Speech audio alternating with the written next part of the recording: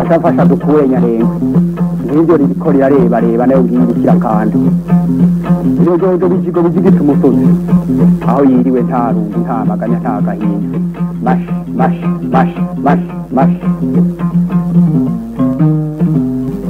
Inka Imirima n'ibidukikije Bezuka n'ibihugu bihoza abana ndekukura nama Ndumwongere w'amagana nsangiye umurimo ndamuganga kura inyongo ngakura kwaje Inka Imirima n'ibidukikije ni ikiganiro mutegurirwa n'ubushikiranganje bw'uburimyi ubworozi n'ibidukikije mukagishikirizwa na televiziyo y'u Burundi.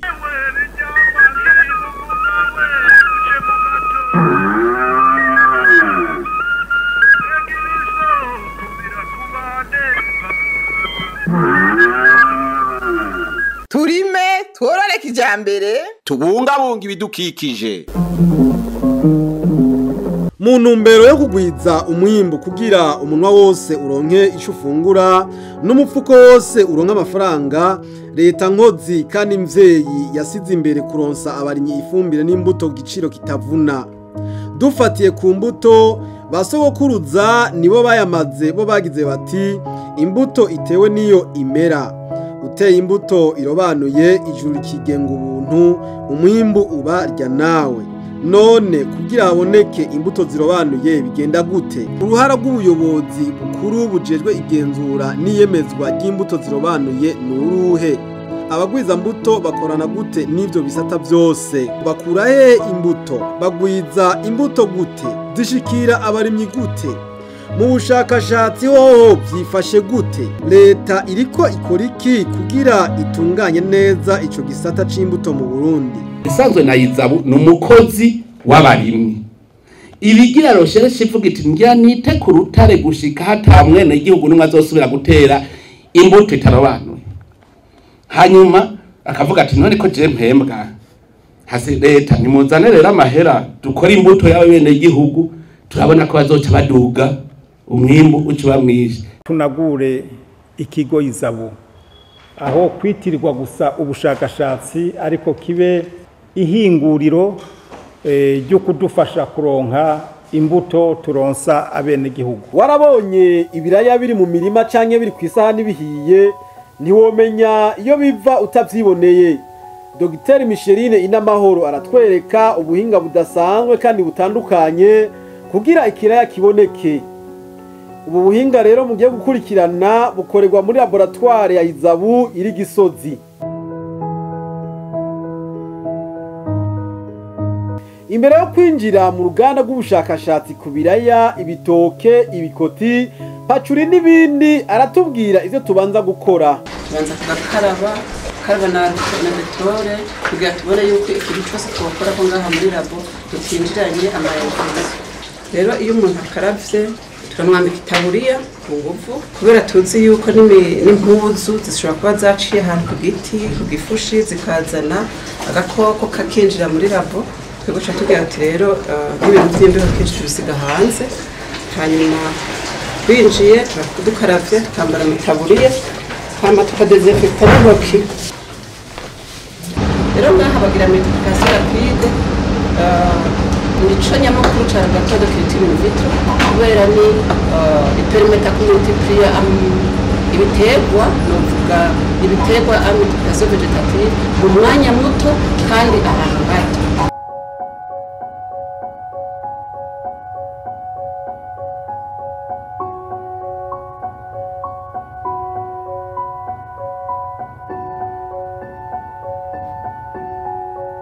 Nababwiye ko dufite amavariyete y'ibitoki ashika 18, hariho ibiraya dufite amavariyete 18, ari umoroge ari dufise yo Burundi, hama tukagira imyumbati amavariyete yari 18, hari izindi ziheruka kuza 12 tukiko turagirira kwese. Hanyuma hariho n'amateke turayakorera ko ngaha turayafise. Ikindi twatanguye kwinjizamo ni pacuri nayo tuko turagira initiation ya turabe ko byoshobora kuri multiplier aya macupa 3 aya n'imyumbati. Imyumbati nababwiye ko dufise n'eshantio ndabahaye kubera dufise amavariyete menshi twashize eshantio ngaha kugira ngo mushobore kuyibona. Hama ngaha naho nyene ni bitoki kuri izi cupa zibindi bafashe. Hama ibi navyo ni ibiraya murabibona amayishantiyo tuberetse dufite amavariyete 18 muyakeneye tuzoyabwira yose kugira abenegihugu bayabone bayamenye hamushe. Aha naho ibi ni amateke turiko turayakorera ko nayo nyene kubera afise ingorane agiye mu murima arafise des champignons yataka n'amavirus turiko twiyumvira ko laboratoire turasohora amateke ameze neza. Iyi nayo ni pacuri turiko turakorera ko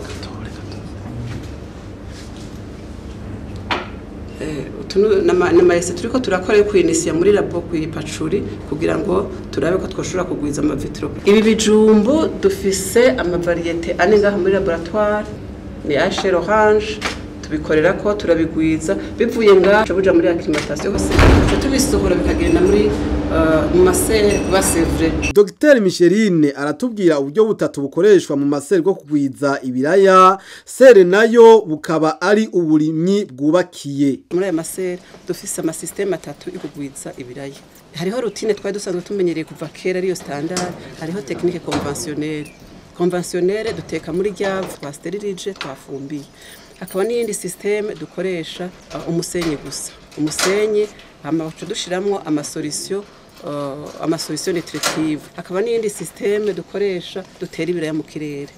Urumva bimwe dutera mu ivu, ibindi tugatera mu musenyi, ibindi tugatera mu kirere.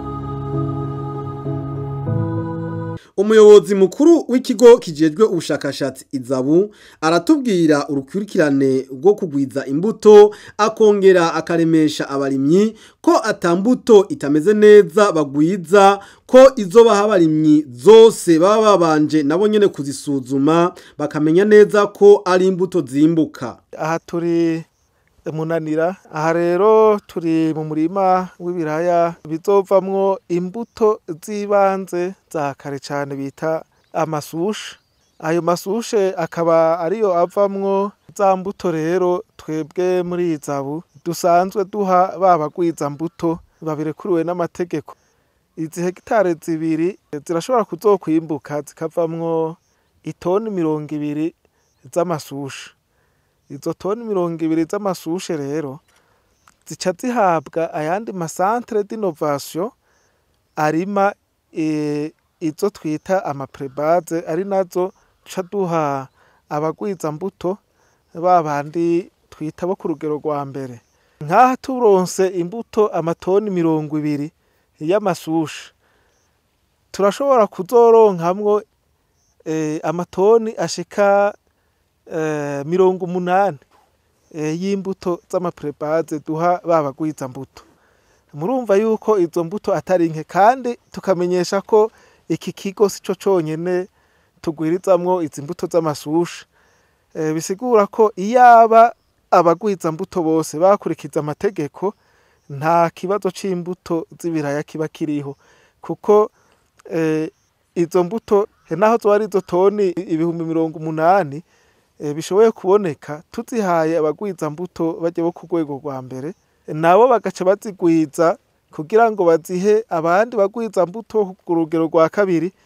Ni kuvuga twokuramwo amatoni menshi dushobora kuzoha bene gihugu bakarima bakimbura. Abarimyi boshira umutima mu nda, nta kintu na kimwe c'imbuto kitameze neza twoshobora kugwiza ngo dukwiragize mu bene gihugu. Ari naco gituma rero boza baradusaba impanuro na cane iyo tubahaye imbuto bagakurikiza ajya amategeko na rujya rutonde rwo gutera basanzwe bakura muri izabu muri twa dutabu tugenda turatanga twingene abantu bakwiye kurima kijambere. Abagwiza mbuto batandukanye baratubwira ingene bakorana n'ikigo izabu akarusho ko gukoresha imbuto zirobanuye. Baratubwira kandi n'ingene bafasha amakoperative kugira ngo nayo nyene agwize imbuto. Yewe nsanzwe ngwiza ubwoko bw'ibiharage byo bita rufutamadeni, kaneza, inamunihire, ibyo bita mukungugu, ibyo bita John Catbe n'ibyo sanzwe ubwo bwoko ari bwo ngwiza. Amatongo dusanzwe dufise ayo ngwirizamwo ibiharage ni n'amahegitari 20 niyo ngezeko. Imbuto dusanzwe turima zaba iz'ibigori cyangwa iz'ibiharage tuzigura mu kigo izabu. jewe nkunda gutora izo ku rugero rwa mbere z'amaprebaze canke izo ku rugero rwa kabiri. Ibikorwa vya misi yose nsanzwe ndumugwiza mbuto nkaba ndumuhinga kuri makijambere. Ubwa mbere hoho turarima ibiharage ku bwishi by'amoko menshi banashaka ariko tukorana na izabo tubikura muri izabo tukaza tukabirima hanyuma tukabiha bene gihugu nabo nyene bakabirima hanyuma tukarima n'ibigori navyo nyene tubikura muri izabo navyo nyene tukabirima tukabihereza abene gihugu iyo tumaze kubisarura nabo nyene bakabirima hanyuma turarima n'izindi mbuto zitandukanye ibiraya navyo nyene dukura muri izabo kuko ubusanzwe ino bavuga ko atabiraya bihaba ariko ibiraya dukura muri izabo birahaba bimeze neza cane ubu baduhaye n'imbuto yitwa kirundo ibiraya ntiworaba bimeze neza hanyuma ibigori turarima kavere uretse ko ubu baduhaye n'iyindi mbuto yitwa hybride yitwa sidiko navyo nyene twarabirimye turafise hectare zishika 10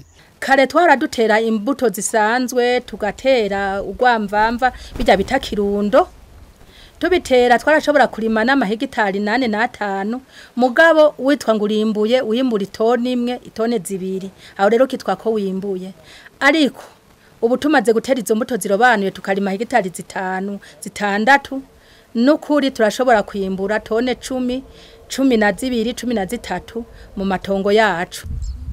Turarima ibijumbu, turarima ibitoki, turarima ibigori, turarima imyumbati, intore, itomati, iviringanya, ivyo bintu vyose bishobora gufasha umwene gihugu n'igihugu cacu gufungura no gutera imbere. Aha ni nka hegitare 30 twakoreye ko ku hegitare nka 34 twashoboye kurima ko giterwa cy'umuceri. Aha imbuto turazikura mu kigo cy'ubushakashatsi ca izabo.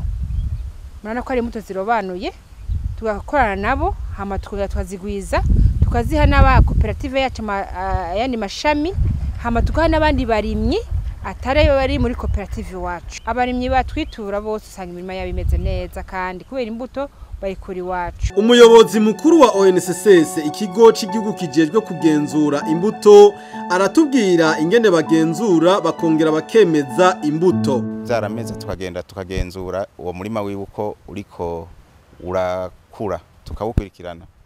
Aho kuba kugira ngo turabe yuko mu murima atangwara ziriyo kuko umuntu ateye umurima atagera akurikirana ku munsi arashobora kwaduka ingwara zikonona izo mbuto yari yiteze. Rero ibyo turabigira nka gatatu imbere yuko umuntu ashikira kwimbura umwimbo. Ubwo rero amaze kwimbura naho ntiduhagarika kuko amaze kubibika mu bubiko ibyo yimbuye turagenda naho tugatora ishandiyo kugira ngo ingwara tutashoboye kubona mu murima tuje kuyirabira mu byo bita mu gifaransa laboratoire. Aho rero turafise ubwoko bw'amalaboratoire bubiri. Hariho laboratoire ya mbere ipima ibinyantete mu gifaransa ni laboratoire de qualité physique. Hanyuma tukagira n'iyindi laboratoire rero ipima izindi ngwara novuga nk'ingwara z'imigera laboratoire de phytopathology.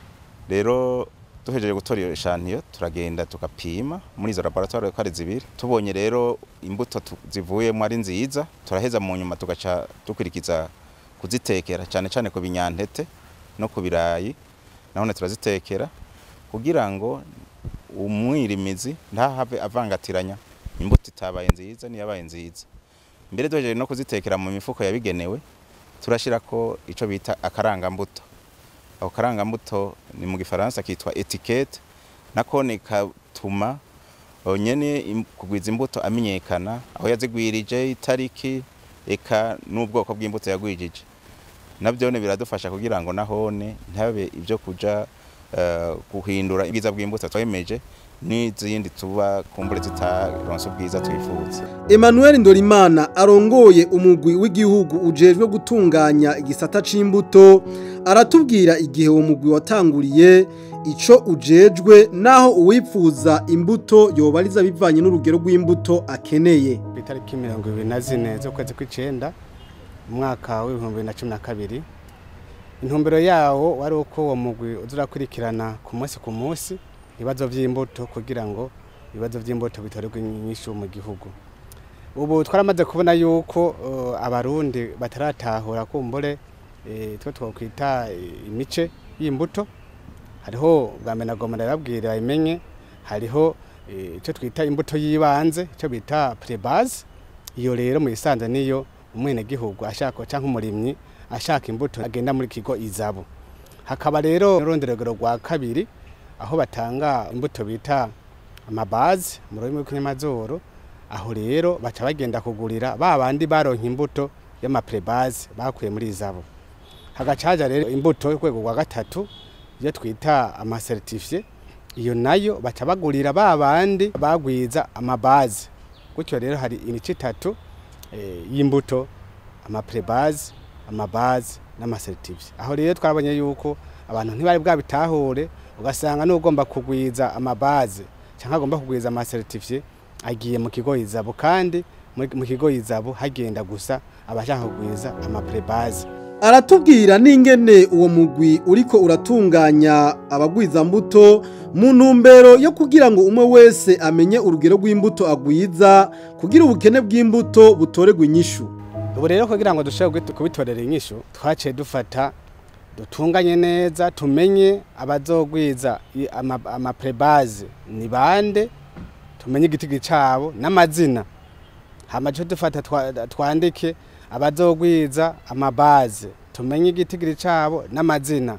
Hama kace tumenya n'abazogwiza amacertifié, tumenye igitigi cabo n'amazina. Dr. Rurema umushikiranganje w'uburimyi ubworozi n'ibidukikije nawe nyene arashimangira akamaro k'imbuto zirobanuye mu ntumbero yo kugwiza umwimbu. Karahara mu Uganda ntibacura imbuto zirobanuye kandi zimbuka cyane ni kimwe muri bimwe ngirakamaro dusanga dukeneye iruhande y'ifumbire amazi gutunganya neza isi kugira ngo dushobore kuronka umwimbu ubereye. Kwintu byifashe rero turabikenguruka kuko impande y'abashakashatsi bo mu bigo by'ubushakashatsi butandukanye tutibagiye za izabu murabona yuko hariho n'abikorera utwabo bamaze gutegera neza uwo mugambi wo kugwiza imbuto ku buryo mubona umwimbu wace wiyongera cyane na cyane nko ku muceri, ku bigori, ku biraya, ku bitunguru, amashu n'ibindi. Kigo izabu murazi yuko ubu tugiye kugihindura kibe novuga ikigo cyo kugwiza imbuto. Aranatera akamo abarundi bose ndetse n'indongozi gukunda igihugu mu kwijukira ibikorwa. Akamo dutera abarundi bose na cyane indongozi ku nzego zitandukanye no gukunda igihugu. Mu gukunda igihugu rero ni wa mwibutsa tuvuga yuko wateye agaciro ngo ukize akiri wabo. Oya, ukize naze gukiza iwabo. Kubakiza no gushiraho ibikorwa bituma nabo baronka akazi gutyo bagatuma nabo bisununura batagiye barashera. Aho ndimira mu ndimo zanje habi mu ruta cangwe igahombo nukuri nkoresha abakozi benshi cyane benace ndabashira mu makoperative ku buryo ku kwezi baba bafise uburyo bwo kwisununura kwivuza kwigisha abana babo gufungura utwo bashatse eka mbere nabo bakagenda bakuye akarorero ka bimwe turiko turigisha byo kurima kijambere gutera ku mirongo guca imikobeko gutunganya isi ndimwa ibiro bikabagirira akamaro ku buryo usanga bimwe nyene cubahiro mukuru w'igihugu cacu General Major Paris Ndayishimiye yama yaduteye akamo atuhimiriza yuko umuntu wa mwene gihugu wose woronka ico fungura kandi umufuko w'umwene gihugu ukaronka amahera ntibigume mu ndoto gusa ariko bibukuri kandi nibyo turiko turerekana. Kubera gukoresha imbuto zirobanuye umwimbu wariyongereye cyane na cyane ubigori kuri kano gatasi.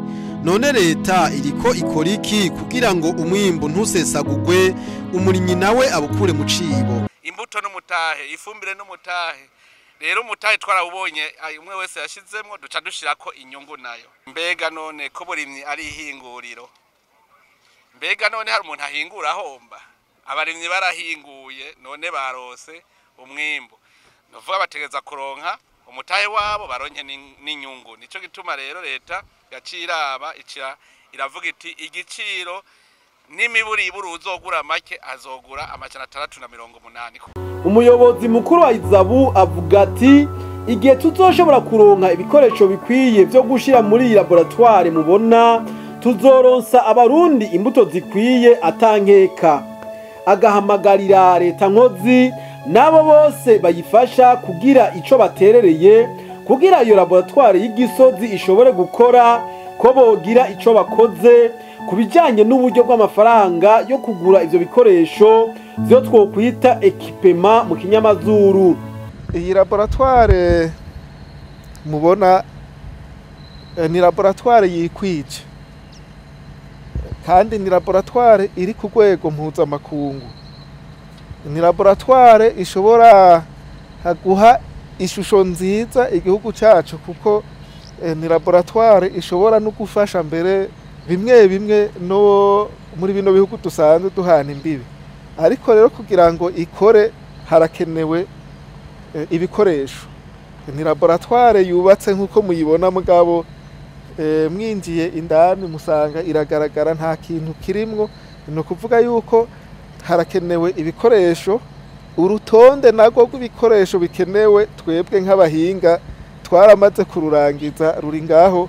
Umuntu wese yumva ashobora kudufasha yaba leta canke yaba ubundi wese asanzwe afashanya na leta yoca adutera kamo tukamuha ugo rutonde rw'ibikenewe kugira ngo iyi laboratoire itangure gukora. Kugira rero umwimbu wiyongere ku rugero rushimishije rikaba ari naryo hangiro rya leta mvyeyi kandi inkozi bisaba gukoresha imbuto zirobanuye. Nico gituma ababifisemwo uruhara bose bakwiye gusenyera ku mugozi umwe.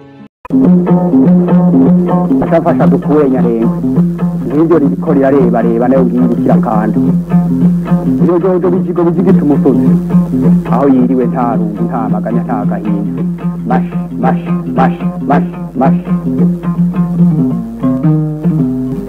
Inka imirima n'ibidukikije ibihugu bihoza abana ndikukura nama ndumwongere w'amagana nsangiye umurimo ndamuganga kura inyongo ngakura kwaje. Inka imirima n'ibidukikije ni ikiganiro mutegurirwa n'ubushikiranganje bw'uburimyi ubworozi n'ibidukikije mukagishikirizwa na televiziyo y'u Burundi.